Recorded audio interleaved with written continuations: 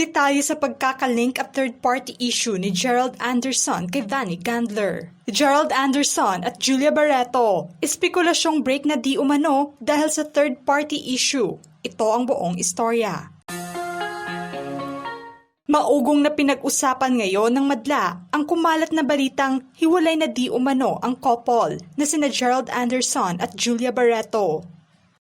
Ito'y matapos umalingasaw ang espekulasyon ng kanilang hiwalayan dahil nasa third party umano sa kanilang relasyon. Naging maintriga kasi ang binitawang mga pahayag ni Claudine Barreto sa isang panayam niya kay Ogie Diaz. Tungkol na sa posibleng ugnayan ni Gerald Anderson at professional volleyball player na si Vanny Gandler. Saad niya na iba umano ang kwento ng mga volleyball players na kilala niya tungkol na sa ugnayan ng dalawa. Hindi yan ang kinuwento sa akin ng mga babies ko sa volleyball. Paglalahad pa ni Claudine na iniiwasan na umano niyang manood ng PVL games matapos na malink si Gerald kay Gandler dahilan upang ayaw na niyang makita ang player. Kaya hindi na ako nanunood ng PVL. Siya, ayaw ko siyang makita. Kasi may mga paborito rin akong volleyball players. Fan ako ng volleyball, hindi lang sa kanya. Wala naman akong galit sa bata, hindi ko lang siya gusto. Naging malaman ang mga pahayag ni Claudine na siyang nag-ugat ng katanungan sa mga netizens. Giit ng iba na nais iparating niya na nagkaroon ng gusot sa relasyon ni Julia at Gerald dahil nasa issue ng third party. Nag-iwan naman ng intriga sa mga taga-suporta ng couple ngayon ang malamang pahayag ni Claudine sa ugnayan ni Gerald at Gandler. Lalo pa at una ng usap-usapan ang cool-off stage sa relasyon ng couple ngayon. Dahil sa panayam kamakailan kay Claudine, napangiwi ang mga fans ni Gandler sa intrigang pahayag niya laban na sa volleyball player. Ilan pa sa komento nila. Seriously? Where's she getting the audacity to say all of this? Di ka nga ata kilala nung bata. As if gusto naman siya makita ni Vanny. Diyos mio. Sa totoo lang, napakapangit tingnan kapag ang isang tita ay nakikialam pa sa love life ng pamangkin niya na isa ng ganap na adult. Ang relasyon ay usapang personal na dapat pinapahintulutan ang bawat isa na magdesisyon para sa sarili. Kapag may naging problema man ang pamangkin niya at ang ex-boyfriend nito, labas na siya doon. Sa kabilang banda, mataas naman ang kumpiyansa ng iba sa sinasabi ni Claudine. At kung sakaling totoo umano na may espesyal na ugnayan si Gerald kay Gandler, ay hindi na rin ito bago para sa iba sa hirit na komento pa nila. Sana hindi na pinagsabong ang two beautiful ladies. Alam naman natin na nasa soul-searching pa yang si Gerald. Sana hindi mo na siya nag-commit ng relationship kung di niya makontrol ang sarili. Ewan ko ba if true or not, hindi pa rin talaga nagbago si Gerald. Walang tigil nga ang issue ng pagkakalink ng aktor ngayon kay Gandler na siyang itinuturong third party sa relasyon niya kay Julia. Mas lalong uminit pa ito dahil nasa mga patamang banat ni Claudine ngayon. Sa bagong vlog ni Ogie Diaz, ibinahagi niya ang impormasyong kanyang nakalap tungkol na sa estado ng relasyon ngayon ni Gerald at Julia. Aniya, hindi sa wala na sila. Ang sinabi sa akin ay ayaw na ni Julia. Yun lang ang nakarating sa atin na hindi ko alam kung saan nanggagaling itong pag-ayaw ni Julia kay Gerald.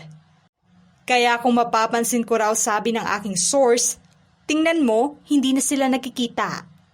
Sa dagdag pa niya na sinusuyo umano ng aktor ngayon si Julia at ayon sa kanyang source, kung totoo man, ay ayaw na ni Julia na makita si Gerald. But Gerald is starting to pursue Julia. Pumupunta raw si Gerald, kung totoo man to Ang sabi ng aking source ay pumupunta raw si Gerald doon sa bahay ni Julia, pero parang ayaw nang makita ni Julia si Gerald muna. Suhestyon naman niya na gusto niyang ang aktor ang magsabi ng katotohanan tungkol na sa ugnayan niya kay Vanny Gandler na siyang itinuturong third party sa relasyon nila. Di ba lagi kong sinasabi rito na si Gerald ang dapat magsabi niyan kung hanggang ngayon ay totoo yung Vanny Gandler o hindi talaga. Kaya yan ang dapat nating malaman mula kay Gerald kung gaano ba katotoo na pinupurso niya si Julia pero si Julia ayaw na.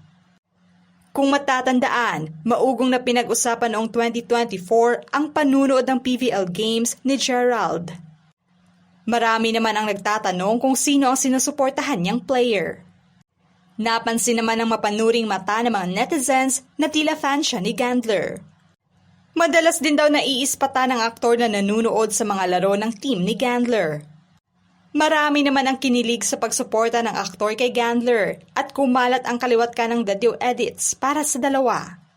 May ibang nagsasabing bagay umano sila na siyang agad na inalmahan ng mga taga-suporta ni Julia. Dahil maugong na pinag-usapan ang pagkakalink ng aktor sa atleta, agad naman itong pinabulaanan ni Gandler at tinawag niya itong fake news. Sa kanyang post noon, "Stop spreading fake news. Please, thanks." Noong Hunyo, nilinaw ng aktor na okay umano ang relasyon nila ng kasintahan at hindi umano totoo ang balita na hiwalay na sila. Sa kaparehong buwan ay kinakiligan pa ang guesting niya sa Itbulaga kasama si Julia bilang guest host ng programa. Ngunit pagdating ng Agosto, inilahad ni OG Diaz na nasa cool-off stage umano ang relasyon ng couple. Ito'y matapos na mapansin ng kanilang mga fans na hindi na gaanong nagsasama ang couple maging sa kanilang update online. Nabanggit na rin noon ang espekulasyon tungkol sa third party. Ayon naman sa source ni OG Diaz noon na naghihintay lamang ng sign si Julia kapag sila na ulit, kailangan kasalan na.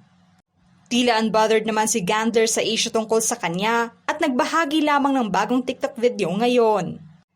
Samantalang nanatiling nakafollow pa rin ang couple sa kani-kanilang Instagram accounts. Paulit-ulit na rin na pinabulaanan ng aktor ang tungkol sa espekulasyong hiwalayan niya kay Julia. Pero ang issue ng third party ngayon ay bago umano sa kanilang relasyon. Kaya naman hindi maiwasan ng iba na isipin na baka posibleng may alam si Claudine tungkol na sa estado ng relasyon ng couple ngayon. Iginiit naman ng mga fans ni Julia na kung may alaman ito sa estado ng relasyon ng kanyang pamangkin, sana ay nerespeto pa rin niya ang pananahimik nito ngayon.